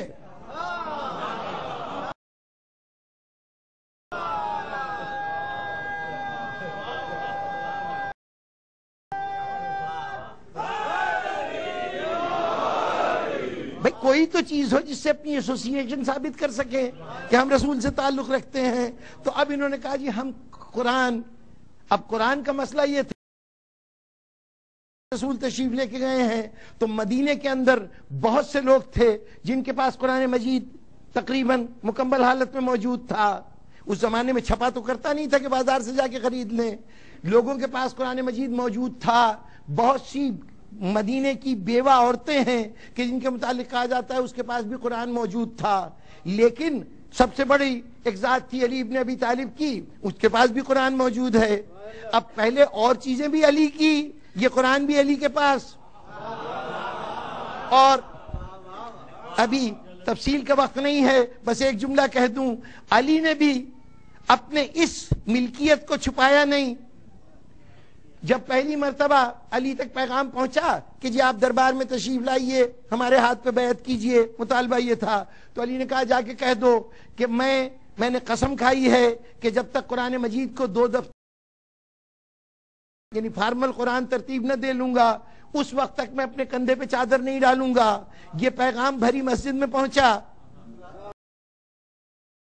گزرے 6 مہینے گزرے، علی ابن ابی طالب نے جو قرآن اب تک پورے باقاعدہ یوں سمجھیے کتاب کی شکل میں تیار کر کے اور اس کو ایک اونٹ پہ لادا. عام حالت میں علی کے گھر کا ایک دروازہ مسجد میں کھلتا ہے، علی اس دروازے سے نہیں آئے، اونٹ پہ لاد کر پورے گلی میں سے گزر کر مسجد کے مرکزی دروازے سے اندر داخل ہوئے. اس وقت مسجد لوگوں سے بھری ہوئی تھی. علی نے کہا یہ دیکھو میں نے قرآن ترتیب دے لیا ہے، اب اس کو رکھ لو.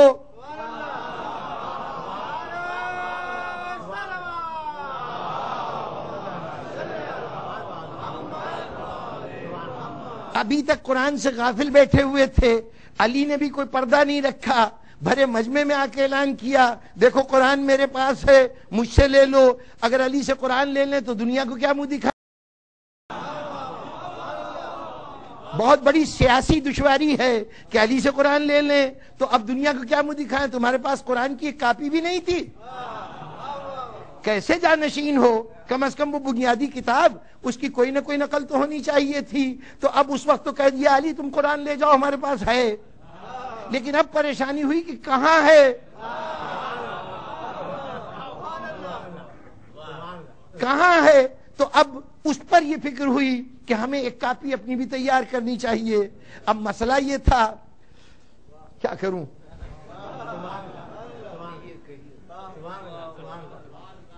ایک دفعہ میرا ٹیلی ویژن یہ میں عرض کر دوں کہ جن زید بن ثابت کو پکڑا گیا، یہ اب ایک لمبی کہانی ہے کہ زید بن ثابت جو ہیں یہ ان لوگوں میں سے ہیں کہ جس وقت بدر کی لڑائی ہوئی تھی تو بدر میں 70 آدمی کفار کے گرفتار ہوئے تھے.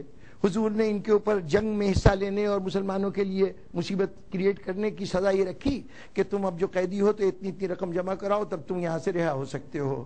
لیکن ان میں سے جو لوگ پڑھے لکھے تھے ان کے لیے رسالت مآب نے یہ ارشاد فرمایا کہ تمہیں اس کی ضرورت نہیں ہے پیسے دینے کی. تم میں سے ہر پڑھا لکھا آدمی اگر مدینے کے 10 بچوں کو لکھنا پڑھنا سکھا دے تو وہ رہا ہو جائے گا. اس سے اندازہ لگائیے کہ رسول کی نگاہ میں علم کی کتنی اہمیت ہے. پڑھنے لکھنے کو انسان کی آزادی کے ہم پلہ قرار دے رہے ہیں. اچھا تو جن مدینے کے لڑکوں کو تعلیم دی گئی تھی ان میں سے ایک زید بن ثابت بھی تھے. اب کاش وقت ہوتا کہ میں ان کے مزید قوائف بتاتا کہ یہ حکمرانوں کی نظر میں کیوں نمایاں ہو گئے تھے. چھوڑیے ان سب باتوں کو. وہ زید بن ثابت ان کے پاس حضرت ابو بکر گئے اور ان سے جا کے کہا کہ بھائی وہ ہمارے لیے قرآن مجید لکھ دو. وہ کہنے لگے کہ صاحب یہ تو بڑا مشکل کام ہے، جب رسول نے نہیں کیا تو آپ کیوں کر رہے ہیں. یعنی یہ جملہ کہا گیا کہ رسول نے جب یہ کام نہیں کیا تو آپ کیوں کر رہے ہیں. انہوں نے کہا نہیں بھائی اس کو تو کرنا پڑے گا. اب اگر یہ آپ کہتے ہیں کہ رسول نے نہیں کیا تو پھر تو آپ جو کرنے جا رہے ہیں وہ بدعت ہے.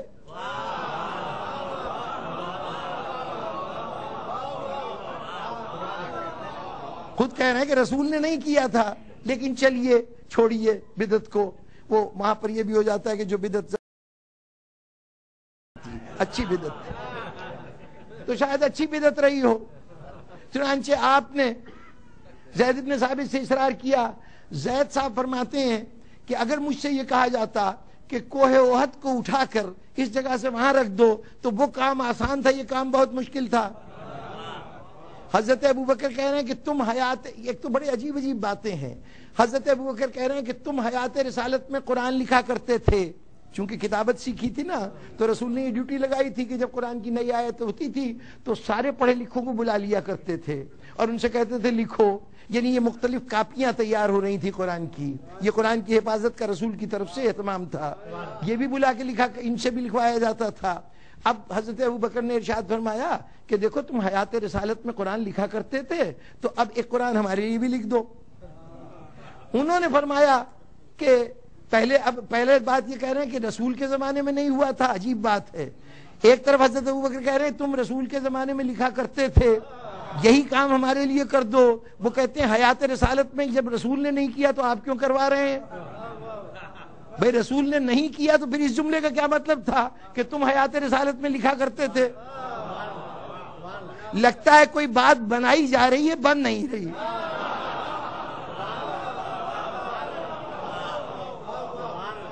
اچھا، اب اس کے بعد جب وہ بہت دباؤ پڑا کہ ضرور لکھو تو انہوں نے کہا کہ اگر مجھ سے یہ کہتے کہ اس کوہ احد کو، ایک پہاڑ ہے مدینے کے ساتھ، کہا اس احد کو اٹھا کے یہاں سے وہاں رکھ دو تو وہ آسان تھا، یہ کام مشکل ہے، یہ انہوں نے ارشاد فرمایا۔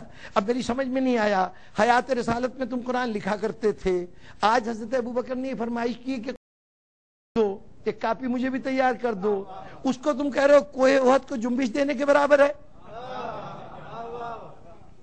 میری سمجھ میں یہ مسئلہ کبھی نہ آتا، لیکن اتفاق سے ایک سچویشن ایسی ہو گئی، بعض اوقات راہ چلتے آپ کو کوئی رہنمائی مل جاتی ہے، باتیں سمجھ میں آ جاتی ہیں۔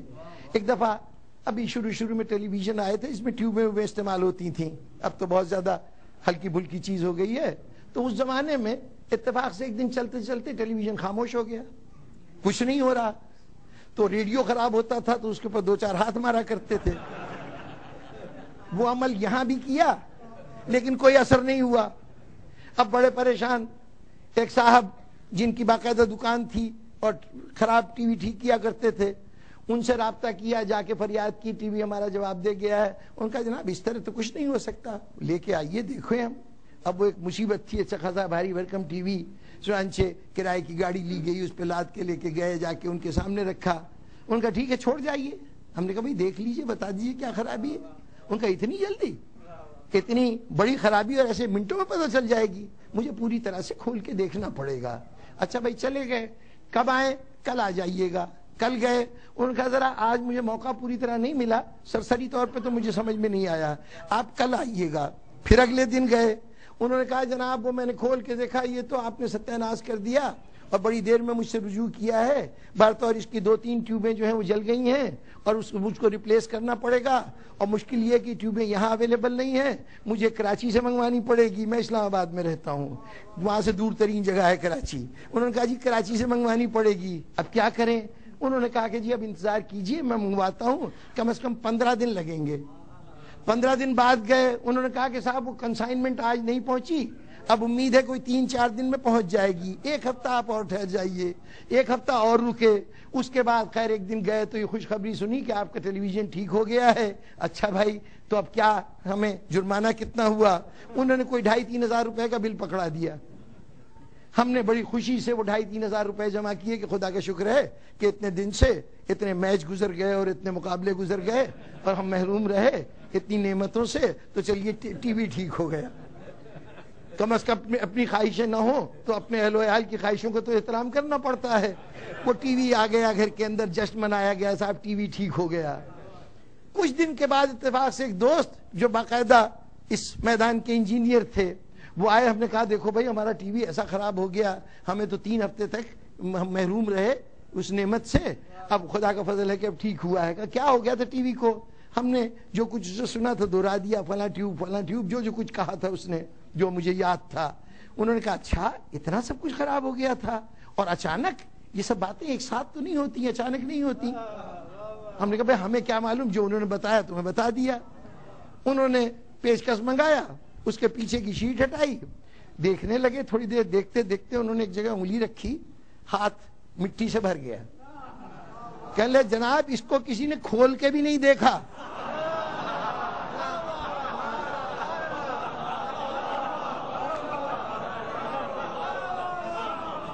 کہا پھر اس نے تو کہا تھا ٹیوبیں بدلی اور یہ کیا اور وہ کیا. انہوں نے کہا بھائی معاملہ اتنا تھا اس کے اندر 8 آنے کا ایک فیوز پڑتا ہے, وہ فیوز اڑ گیا تھا, اس نے وہ فیوز چینج کیا اور کچھ نہیں کیا.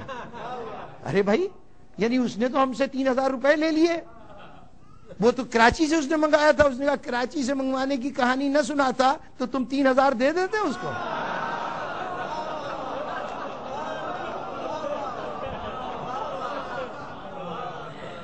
اب کچھ وضاحت کی ضرورت ہے.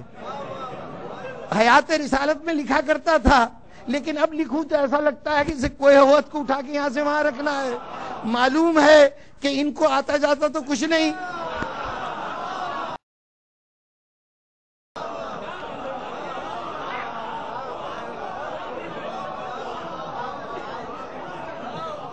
تبھی یہ بات کہی جائے گی نا کہ یہ اس مسئلے کو سمجھتے تو ہے نہیں. اس لیے کیوں نہ یوں کہا جائے کہ بہت بڑا مسئلہ ہے, یہ پہاڑ کو ایک جگہ سے ہلا کے دوسری جگہ رکھنے کے برابر ہے. تبھی پھر کچھ معاوضہ بھی ملے گا, کچھ صلہ بھی ملے گا. اور ہم نے تاریخ میں دیکھا کہ جب زید بن ثابت کا انتقال ہوا تو ماشاءاللہ سے گھر میں مال و دولت کی یہ کثرت تھی. یہ سیر الصحابہ ایک کتاب ہے جس میں صحابہ کے احوال لکھے گئے ہیں, اس کے اندر یہ جملے ہیں کہ جب زید بن ثابت کا انتقال ہوا تو انہوں نے ترکے میں جو سونا چاندی چھوڑا تھا اس سونا چاندی کو تولنے کے لیے عام ترازو جو سونا تولنے کے لیے استعمال ہوتے ہیں, ہلکے پھلکے وہ نہیں استعمال ہوئے, جس پہ لکڑی تولی جاتی ہے.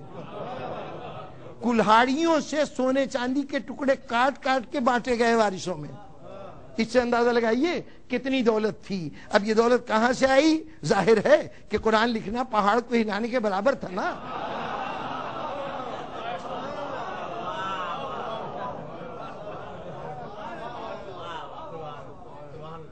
بس جناب والا آج تک کی کہی ہوئی بات کو ذہن میں رکھیے اور یہ بات بالکل واضح ہو جانی چاہیے کہ کوئی کلیم قرآن مجید کو جمع کرنے کے متعلق جو کیا گیا ہے اصحاب رسول کی طرف سے کسی کی توہین مقصود نہیں, کسی کے کردار کی عظمت کو گھٹانا مقصود نہیں. جو جس میدان میں جتنا بڑا تھا اس اعتبار سے بڑا ہوگا. خدا کے لیے تم ان کے سر ان چیزوں کو نہ باندھو جس سے اسلام کی بنیادیں کھوکھلی ہو جائیں. اس قرآن مجید کو اگر اس کے مقام پہ رکھنا ہے تو اس کو ایسے لوگوں کے سر نہ باندھو کہ جن کو قرآن کے سلسلے میں تو سچی بات یہ ہے حضرت ان محترم شخصیتوں کے پاس قرآن کا نہ پایا جانا, یہ تو سیاسی ضرورت تھی نا کہ کاپی ہمارے پاس بھی ہو, دنیا سے کہہ سکیں بھئی ہمارے پاس بھی قرآن ہے, صرف تمہارے پاس نہیں ہم بھی رکھتے ہیں, یا صرف علی کے پاس نہیں ہمارے پاس بھی ہے. اس وجہ سے قرآن رکھا جا رہا ہے, ورنہ ایمانداری کی بات یہ ہے کہ ان ہستیوں کو قرآن کی ضرورت تھی ہی نہیں. کوئی توہین مقصود نہیں ہے, ان ہستیوں کو قرآن کی ضرورت تھی ہی نہیں. رسول موجود ہیں, نماز آ رہی رسول بتا رہے ہیں اس طرح پڑھو, روزہ آ رہا ہے بتا رہے ہیں کہ اس طرح سے رکھو, تمام احکامات رسول بتا رہے ہیں. انہوں نے زبانی یاد کر لیا, اب کون قرآن پڑھ کے دوبارہ یہ کام سیکھے؟ چونکہ براہ راست وہ سورس موجود ہے جو تفصیلات بتا رہی ہے, اس لیے ان کو اس قرآن کی ضرورت ہی نہیں تھی حیات رسالت میں. اور دوسری یہ کہ ضرورت تو تب ہوتی, معذرت کے ساتھ میں کیا کروں, جس وقت قرآن نازل ہوا ہے نا, جس زمانے میں نازل ہوا ہے, مکے میں کل پڑھنے لکھنے والوں کی تعداد تھی 17. پورے مکہ شہر میں جو لکھ پڑھ سکتے تھے ان کی تعداد تھی 17. اور مدینے میں حالت اس سے بھی خراب تھی, تھے جو کافی پڑھے لکھے تھے, لیکن اوس اور خزرج کے وہ قبیلے جو اسلام لائے ان میں کل پڑھے لکھوں کی تعداد تھی 13. پورے حجاز کے صوبے میں 250 میل لمبا علاقہ ہے, پورے حجاز کے صوبے میں کل پڑھے لکھے 30 تھے, کل 30 آدمی تھے جو لکھ پڑھ سکتے تھے. یہ تو رسول جس تحریک سے متعارف کرا رہے تھے وہ ایسی علمی تحریک تھی کہ ایک 50 سال میں پورے عرب کی شکل بدل گئی. ورنہ ایک جاہلیت اور جہالت کا دور تھا, 30 آدمی اس پورے 250 میل کے علاقے کے اندر پڑھے لکھے تھے. ایسی صورت میں ہم کیسے سمجھ سکتے ہیں کہ جو شخصیتیں, اب ان کے کاروبار کو, ان کے بزنس کو دیکھیے تو اس کے اندر لکھنے پڑھنے کی ضرورت ہی نہیں تھی. چنانچہ یہ سرے سے تعلیم یافتہ نہیں تھے. جہاں مسلمانوں نے رسول کو کہا کہ ان پڑھ تھا، تو یا یہ مانیے کہ جو رسول کے ساتھی تھے وہ رسول سے افضل تھے، یا ان کو بھی ان پڑھ مانیے. کم سے کم رسول جیسا کہہ رہے ہو نا، تو وہ ان پڑھ ہوں گے. اب جو ان پڑھ تھے تو وہ قرآن کو لکھ کے کیا کرتے؟ قرآن ان کی نہ ضرورت تھی نہ ان کے کام آ سکتا تھا تحریری شکل میں. جتنی ضرورت تھی نماز کے لیے یاد کر لیا، اللہ اللہ خیر صلی اللہ، اس سے زیادہ کی ضرورت نہیں تھی. ان کے پاس قرآن نہیں تھا، کاپی نہیں تھی. یہ صرف قرآن کی ایک کاپی حاصل ہونے کی کوشش ہے جسے جمع قرآن کہا جا رہا ہے. اب تو بات واضح ہو گئی نا. اب بعد میں ہم دیکھیں گے کہ مولا کائنات نے اس سلسلے میں کیا کیا، لیکن کم از کم یہ بات واضح ہو جانی چاہیے کہ جتنے کلیمز ہیں جمع قرآن کے، وہ محض ایک قرآن کے کاپی کے حصول کی کوشش ہے، اور وہ بھی پڑھنے کے لیے نہیں، وہ بھی ہدایت کے لیے نہیں، پوزیشن میں رکھنے کے لیے کہ ہم بھی قرآن رکھتے ہیں.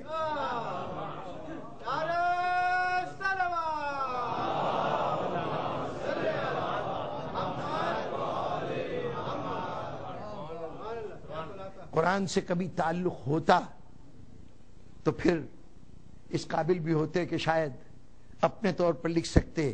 اگر حافظ قرآن تھے تو خود لکھ کے دکھاتے، اگر قرآن کا علم تھا تو خود اس کو جمع کرتے.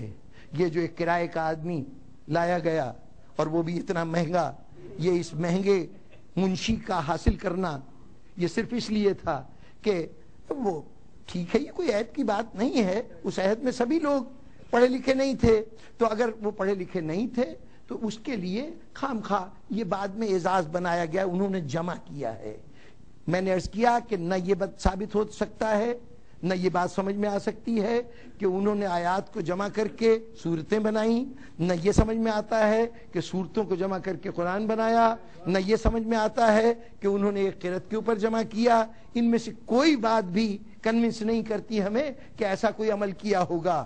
جب یہ سب نہیں کیا تو انہوں نے قرآن کے جمع میں کوئی رول ادا نہیں کیا. لیکن کیا کریں کہ ارباب اقتدار کی طرف سے جو کچھ کہا جائے مسلمان اس وقت بھی قبول کر لیتا تھا، آج بھی قبول کر لیتا ہے. ورنہ کوئی صورت ہے کہ یزید جیسا شخص کرسی اقتدار پر بیٹھ کر دعوی حکومت کرے؟ کوئی بات نہیں. وہ کہہ رہا ہے کہ میں امیر المومنین ہوں، میں وصی رسول ہوں، جانشین پیغمبر ہوں، جو کچھ منہ سے نکالتا ہوں یہی شریعت ہے. اچھا وہ کہہ رہا تھا، اس جیسا فاسق و فاجر. بڑی شرمناک بات تھی کہ رسول کے صرف 50 سال کے بعد، حضور کو دنیا سے گئے ہوئے صرف 50 سال ہوئے ہیں، اور اس کے اندر کوئی شخص ان کی مسند پہ بیٹھ کے یہ کہے کہ میں ان کا جانشین ہوں اور میں وہی پوزیشن رکھتا ہوں جو نبی کی پوزیشن تھی، میرا کہا ہوا حلال حلال ہے اور میرا کہا ہوا حرام حرام ہے. یہی بذات خود ایک بہت بڑی ٹریجڈی تھی، بہت بڑا المیہ تھا. لیکن اس سے بڑا المیہ یہ تھا کہ اس وقت کے مسلمان اس کے ان کلیمز کو مان رہے تھے. اس وقت کے مسلمان کوئی معمولی لوگ نہیں ہیں، کوئی صحابہ کرام ہیں، ورنہ تابعی تو سب ہیں. صحابہ سب نہ صحیح لیکن تابعی تو سب ہے نا. یعنی وہ لوگ جنہوں نے صحابہ کو دیکھا ہے. جب اس سوسائٹی میں صحابہ موجود ہیں تو ظاہر ہے کہ اس کے بعد پھر جو باقی لوگ ہیں وہ تمام کے تمام تابعی ہوں گے جنہوں نے صحابہ کو دیکھا ہے. وہ تمام طبقہ جو حافظان قرآن کا طبقہ تھا، جو مفسرین قرآن کا طبقہ تھا، جو محدثین کا طبقہ تھا، جو حدیث رسول نقل کر رہے تھے، یزید کہہ رہا ہے میں امیر المومنین ہوں، جانشین رسول ہوں، اور وہ مان رہے ہیں. دعا دو مسلمانوں حسین کو جس نے تمہیں ایسا سبق پڑھا دیا. بڑی بڑی تفصیلی بات تھی لیکن ایک جملہ. یزید کہہ رہا ہے کہ میں، اور اس وقت کا مسلمان جس میں ایک ایک جید لوگ، صحابہ اکرام، تابعین، مفسر قرآن، جامع حدیث، ساری بڑی بڑی شخصیتیں، وہ سب مان رہی ہیں کہ یہ نائب رسول ہے، یہ امیر المومنین ہے. یہ صرف 50 سال کا عرصہ گزرا ہے حضور کو دنیا سے گئے ہوئے. اگر کسی گاڑی کے متعلق اندازہ لگانا ہے کہ جو یہاں سے روانہ ہوئی تھی، فرض کیجئے کہ اب سے 5 گھنٹے پہلے، یہ حساب لگانا ہے کہ اب کہاں پہنچی ہوگی، تو اس میں طریقہ کیا ہوگا؟ اگر مجھے یہ معلوم ہو جائے کہ پہلے 1 گھنٹے میں اس نے اتنے میل کور کیے تھے، تو اب میں ان میلوں کو 5 سے ملٹیپلائی کر دوں گا اور کہوں گا 5 گھنٹے میں اب اس گاڑی کو اس مقام پہ ہونا چاہیے جو اتنے میل کے فاصلے پہ ہے. یہی طریقہ ہوگا نا. کاروان اسلام، کاروان ہدایت، اس کا ایک سفر ہے رسول سے لے کر کربلا تک، ایک سفر ہے کربلا سے لے کے ہم تک. رسول سے کربلا تک 50 سال گزرے ہیں، کربلا سے ہم تک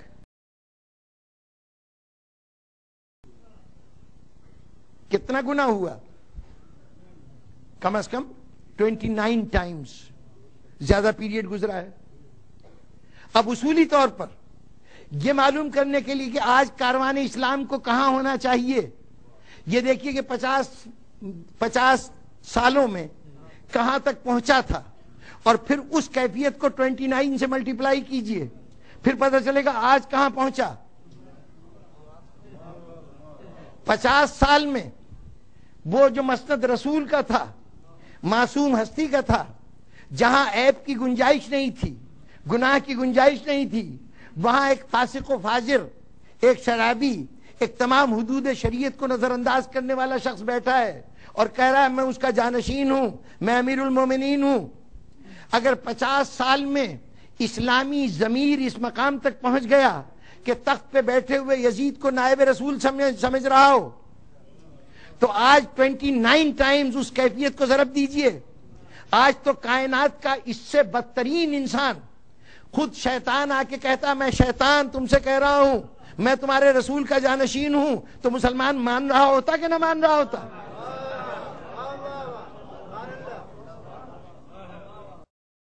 یہ تھا نا. جبکہ قاعدہ یہ ہو کہ جب کسی چیز کو اوپر پھینکیے تو رفتہ رفتہ اس کی رفتار آہستہ ہوتی جاتی ہے، اور جب اوپر سے نیچے آ رہی ہے تو اب یہ فزکس والے بتائیں گے کہ صاحب وہ ہر سیکنڈ پہ اس کی رفتار 32 فیٹ مزید بڑھ جاتی ہے. ایکسلریشن کہا جاتا ہے کہ وہ 32 پر سیکنڈ کے حساب سے فیٹ اس کی رفتار بڑھتی جاتی ہے.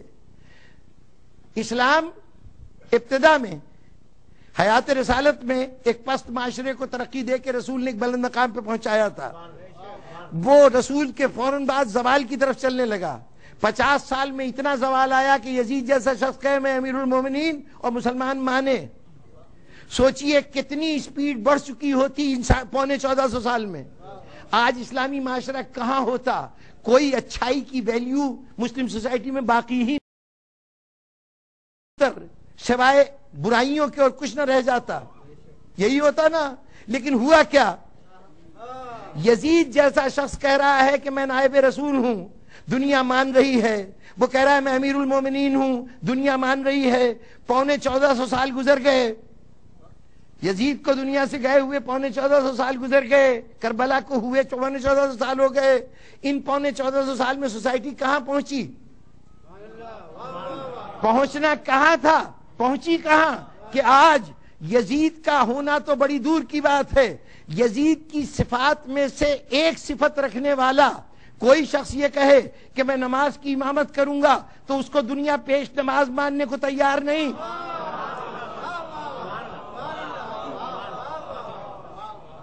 آپ نے اندازہ لگایا حسین کی اچیومنٹ کا؟ جہاں تک پہنچا تھا اسلامی معاشرہ اس کو کھینچ کر حسین نے واپس کیا، اور پھر ایسا واپس کیا کہ اب دنیا کا کوئی شخص بھی مسند اقتدار پر بیٹھ کر یہ نہیں کہہ سکتا کہ میں نائب رسول ہوں. یزیدی صفت کو مسلم معاشرے نے قبول کرنے سے انکار کر دیا. آج کا معاشرہ اگر کہے کہ ہم یزید کے عہد کے صحابہ سے بہتر فیصلہ کر سکتے ہیں، ہم یزید کے عہد کے تابعین سے زیادہ بہتر فیصلہ کر سکتے ہیں، تو حق بجانب ہے کہنے کا مسلمان. ورنہ ذرا سوچئے تو صحیح کہ ایک معاشرہ کہاں پہنچا ہے. وہ رسول جو انسان کو شرافتوں کا درس دیتا ہے، جو ہدایت کا پیغام لے کے آئے، اس رسول کے گھرانے کے افراد اس جگہ پر جہاں لوگ جانتے ہیں کہ یہ کون ہے، کم از کم کوفہ تو جانتا تھا نا. اسی کوفہ میں علی ابن ابی طالب نے آ کے بتایا تھا کہ ہم کون لوگ ہیں، تعارف کرا چکے ہیں. اسی کوفے میں رسول کی نواسیاں بازاروں میں ایک چادر کا سوال کر رہی ہوں، بچے پیاس سے بیتاب ہوں اور ملت اسلامیہ ان کو پانی کا ایک جام نہ دے سکے. عجیب و غریب کیفیت ہو چکی تھی سرزمین کوفہ کی. بس امین محترم، بہت زحمت دی میں نے آپ کو، آج بس کلام ختم کرتا ہوں. عجیب کیفیت تھی، بس ایک منظر دکھانا چاہتا ہوں. پیاسے لوگ، امت کے ظلم کے ستائے ہوئے، جانتے ہیں یہ رسول زادیاں ہیں، جانتے ہیں. کوفے کے لوگ تو جانتے تھے، دمشق کے لوگوں کی آنکھوں پہ پٹی باندھ دی گئی تھی وہ اور بات تھی، لیکن کوفے کے لوگ تو پہچانتے تھے یہ کون ہے. اس شہر میں علی کی حکومت تھی. یہ زینب وہ ذات تھی کہ اگر کبھی کوفے کے معززین کی عورتیں چاہتی تھیں کہ درس قرآن حاصل کرنے کے لیے زینب کے حضور میں جائیں تو پہلے درخواست علی کی بارگاہ میں پیش کرتی تھیں، کیا نبی زادی کے پاس ہم حاضر ہو سکتے ہیں؟ آج وہی نبی زادی تھی اور بازار تھا. کہیں سے جملے کسے جا رہے تھے. کوئی کہہ رہا تھا کہ دیکھو حسین نے بلا وجہ یزید کے مقابلے میں بغاوت کی، بلا وجہ سینہ تان کے کھڑے ہو گئے. آج یہ جو کچھ ہوا ہے یہ ان کے اپنے اعمال کا نتیجہ ہے. زینب یہ سارے تیروں کو برداشت کرتی گئی، سارے ان الزامات کو برداشت کرتی گئی. ہوتے ہوتے ایک جگہ آئی کہ جہاں کھلا ہوا میدان تھا.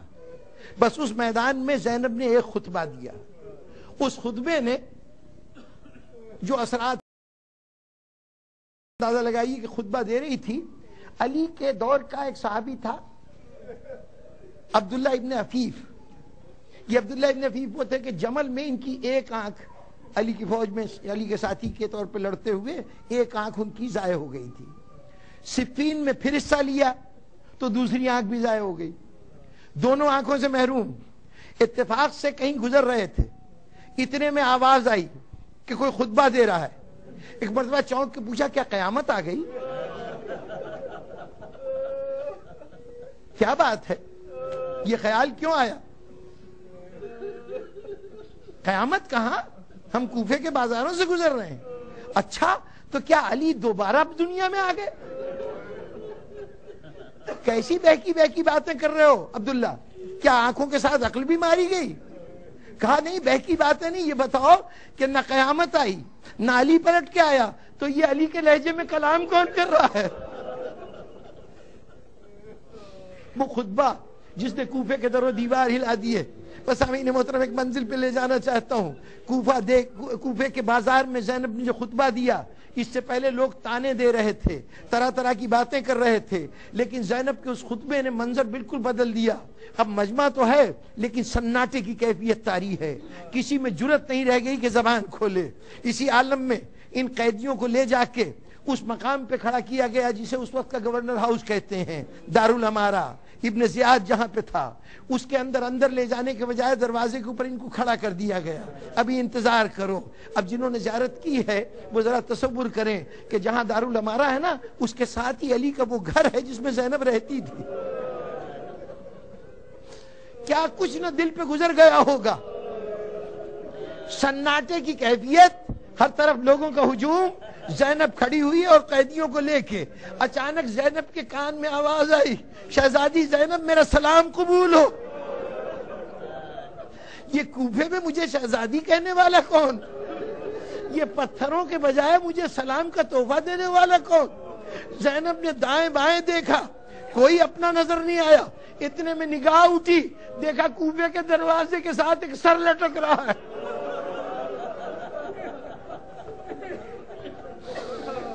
ایک سر لٹک رہا ہے. کس کا سر ہے؟ یہ بھائی مسلم کا سر. ارے مسلم تم یہاں اس کیفیت میں. زینب مر نہ گئی، آج بھائی کو اس کیفیت میں دیکھے. زینب نے جو کہنا تک کہا لیکن جب زینب کلام کر رہی تھی نا حضرت مسلم سے، اب یہ میرا تصور ہے، یہ کسی کتاب میں نہیں لکھا ہوا، یہ انسانی فطرت کو سامنے رکھتے ہوئے ایک بات کہہ رہا ہوں، اس مرحلے پر زینب کے قافلے میں ایک بی بی تھی، اس کا نام تھا رقیہ۔ دیکھیے یہ فطرت انسانی ہے، اگر کسی کا کوئی بہت ہی قریب بڑا ہی پیارا عزیز آنکھوں کے سامنے مر جائے، وہ اپنے عزیز کو غسل دے گا، کفن پہنائے گا، قبر کے سپرد کرے گا، یقیناً اس کا بچھڑنا بہت بڑا داغ ہے، لیکن کچھ دنوں میں وہ داغ مندمل ہو جائے گا، صبر آ جائے گا۔ لیکن اگر کسی کا کوئی عزیز بچھڑ گیا ہو، گم ہو گیا ہو، تو چاہے عمر کتنی گزر جائے، یہ آس رہتی شاید بچھڑا ہوا مل جائے۔ حسین کے قافلے میں ایک خاتون تھی جس کو اللہ نے 4 بیٹے دیے تھے، 2 شہید ہو گئے تھے کربلا میں، 2 مسلم کے ساتھ کوفہ آئے تھے، مسلم شہید ہو گئے، مسلم کا کٹا ہوا سر بتا رہا مسلم شہید ہو گئے، ان بچوں کا پتہ نہیں۔ تو میرا تصور کہتا ہے کہ زینب جب سلام کا جواب دے رہی تھی، رقیہ پوچھ رہی تھی مسلم میرے وہ 2 شہزادے کہاں ہیں؟ تمہارے ساتھ جو میرے 2 لال آئے تھے وہ کہاں ہیں؟ سامعین محترم، مسلم نے جو بھی جواب دیا ہو، لیکن رقیہ جس مجمع سے گزرتی تھی نظر اٹھا کے دیکھتی تھی کہیں میرے محمد و ابراہیم تو نہیں۔ دربار میں گئی، سوچا کہیں یہاں قیدیوں کی صورت میں نہ کھڑے ہو، وہاں سے نکلی، شام گئی، شام کے قید خانوں میں ڈھونڈا، شام کے بازاروں میں ڈھونڈا، کہیں بچے نظر نہ آئے۔ رقیہ مدینے پہنچ گئی۔ اب کیفیت کیا ہے ماں کی؟ جو مارے گئے کربلا میں ان کا صبر آ گیا، لیکن ان 2 کا انتظار جاری ہے۔ اگر کبھی گلی سے کوئی بچوں کی آواز آتی، چونک کے کھڑی ہو جاتی، میرے محمد و ابراہیم نہ آئے ہو۔ دروازے پہ دستک دے ہوتی تو فوراً چونک کے پوچھتی ذرا دیکھو تو صحیح میرے بچے تو نہیں آئے۔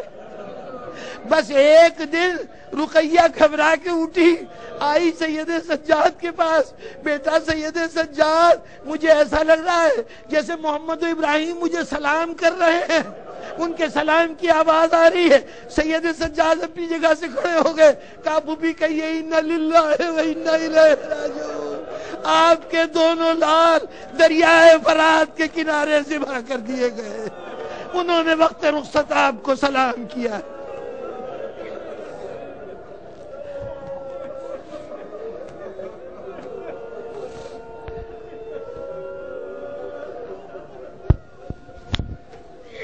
ماتم حسین۔